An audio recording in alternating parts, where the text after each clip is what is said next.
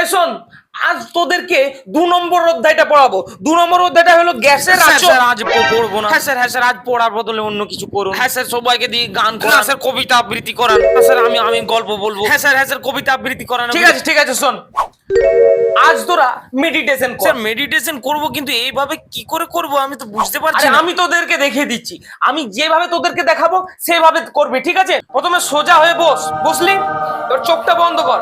চোখটা বন্ধ করে একটা লম্বা শ্বাস নে। ছাড়, ধীরে ধীরে ছাড়।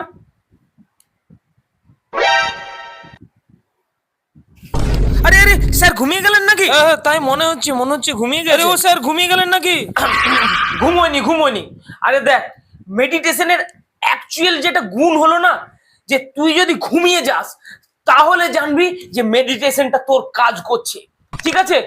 আর তোরা তো দেখছি কেউই ঘুমোসনি, তার মানে তোরা মন দিয়ে মেডিটেশনটা করছিস না। আমি বুঝতে পারছি তোরা মন দিয়ে একদমই করছিস না। নে এবার মন দিয়ে কর, চোখ বন্ধ কর, শ্বাস নে, ধীরে ধীরে ছাড়, শ্বাস নে। কি হলো রে, শ্বাস নে। আরে শুনতে পাচ্ছি না, শ্বাস নে রে। আরে আরে তোরা সবাই ঘুমিয়ে গেছিস রে। আরে এত সিরিয়াস তোদেরকে মেডিটেশন করতে বলিনি। আরে ওঠ রে, আরে কি করছিস, ওঠ রে। আরে প্রিন্সিপাল চলে এলো। আরে ও রামুদা, আরে ক্লাস পিরিয়ডের ঘন্টাটা বাজিয়ে দাও তো। আরে ক্লাস শেষ হয়ে গেছে, আরে ওঠ রে। আরে এদেরকে মেডিটেশন করার বুদ্ধিটা কে দিল? আরে ডাকো তো তাকে। আরে এক থাপ্পড়ে তাকে সোজা করে দেবো। আমি তো ওই ঘর থেকে শুনলাম আপনি নাকি মেডিটেশন করতে বললেন সবাইকে।